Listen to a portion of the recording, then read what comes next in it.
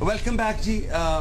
جتنی دیر میں آپ بریک ایڈورٹیزمنٹ دیکھ رہے تھے, ہمارے اسٹوڈیو میں کچھ اور لوگ آ گئے ہیں جن کو میں نہیں جانتا ہوں, اس لیے میں پروفیسر صاحب آپ سے درخواست کرتا ہوں کہ یہ جو 3-4 ادھر آ گئے ہیں عجیب سے کپڑے پہن کے, یہ کون ہیں اور کیوں آئے ہیں؟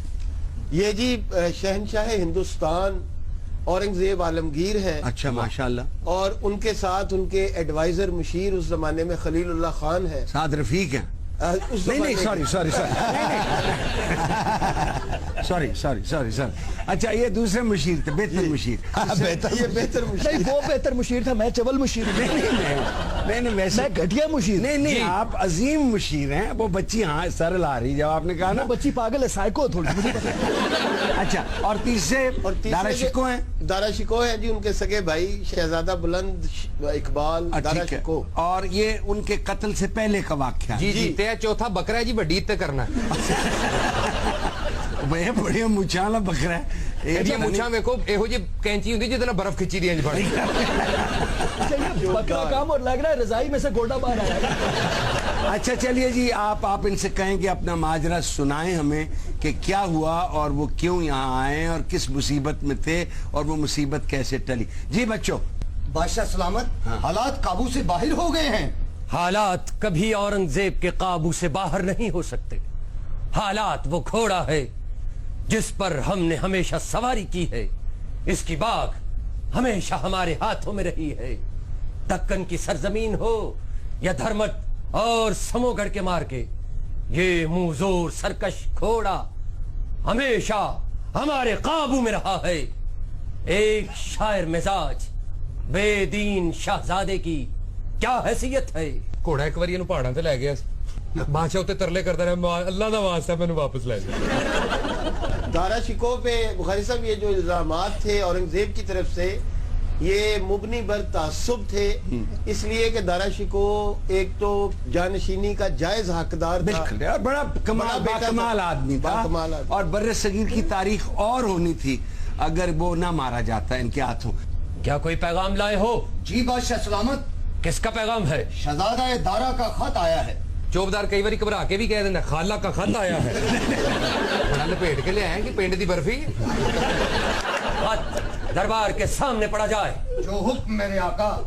برادرم شہنشاہ اورنگزیب عالمگیر, آپ کو تخت طاؤس پر براجمان ہونا مبارک ہو. خدا کرے ہندوستان کی رعایا کو آپ کے دور میں امن اور خوشحالی نصیب ہو اور خونریز جنگوں کا خاتمہ ہو جائے. میں سلطنت دلی کے تخت سے دستبردار ہوتا ہوں اور اپنے وفاداروں اور اتحادیوں کو ہدایت کرتا ہوں کہ وہ میرے حق میں کسی قسم کی مہم جوئی سے باز رہیں. میری شہنشاہ ہند سے یہ درخواست ہے کہ میری جان بخشی کر دی جائے اور مجھے علم و ادب کی خدمت کی خاطر ایک مکان, بنیادی سہولیات, خدام اور کنیزیں عطا فرمائی جائیں. ایک تے مرن ڈے نال سہولتاں پوریاں مانگ رہے ہیں. مجھے خدام بھی دے دیں اور کنیزیں بھی دے دیں. خدام کی کرنے تو پنیاں نو تیل لونا انہاں کولوں.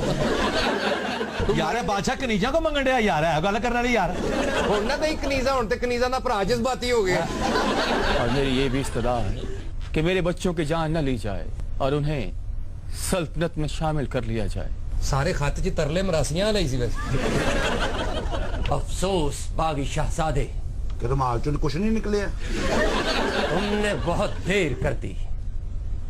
اب تو تیر کمان سے نکل چکا ہے. لکینوں کم کرو, منہ نہ بھر لے آئے گا. تم نے بہت نقصان کیا خاندان کا, سلطنت کا اور خود اپنا. کون ہوتے ہو تم؟ یہ تخت ہمیں بخشنے والے. یہ تخت ہمارا حق تھا جسے ہم نے چھینا ہے بزور شمشیر. اچھا ایک باری بادشاہ نے انجی تلوار کٹ کے واپس کی تھی تو لت تے پھر گئی. مڑ کے لاری اڈے منگتا رہا لنگڑا بن کے. اب تم یہ چاہتے ہو کہ تمہاری جان بخشی کر دی جائے, تمہارے بیٹے سے پہر کی جان بخش دی جائے. ہمارے سینکڑوں سالار جو اس مہم میں شہید ہوئے, ان کا خون بہا کون دے گا؟ ان کے خون کا خراج کون دے گا؟ نواب خلیل اللہ خان, آپ بتائیے کیا دارا کے جرائم قابل معافی ہے؟ شریعت اسے مجرم قرار دے چکی ہے. اور اب ہم اس کی جاں کر دیں؟ بتائیے آپ کی کیا رائے ہے؟ ذل الہی وہاں سگڑ پیندا پتہ نہیں ہوں جی. شرعی عدالت کے فیصلے کے بعد اب معافی کی کوئی گنجائش نہیں. دارا اگر زندہ رہا تو دارا کی بغاوت بھی زندہ رہے گی اور وہ ایک دن چنگاری سے آگ بن جائے گی. اسے ختم کرنا ہی ہوگا. اچھا بھائی خلیل دا بھی جادوگر دی بکریئر کا منہ ہو گیا. ہمیں بلا تاخیر اس سانپ کا سر کچلنا ہوگا. اچھا بادشاہ نے ایک باری غصے تلوار کٹی ساری سلطنت دا ہاسا نکل گیا.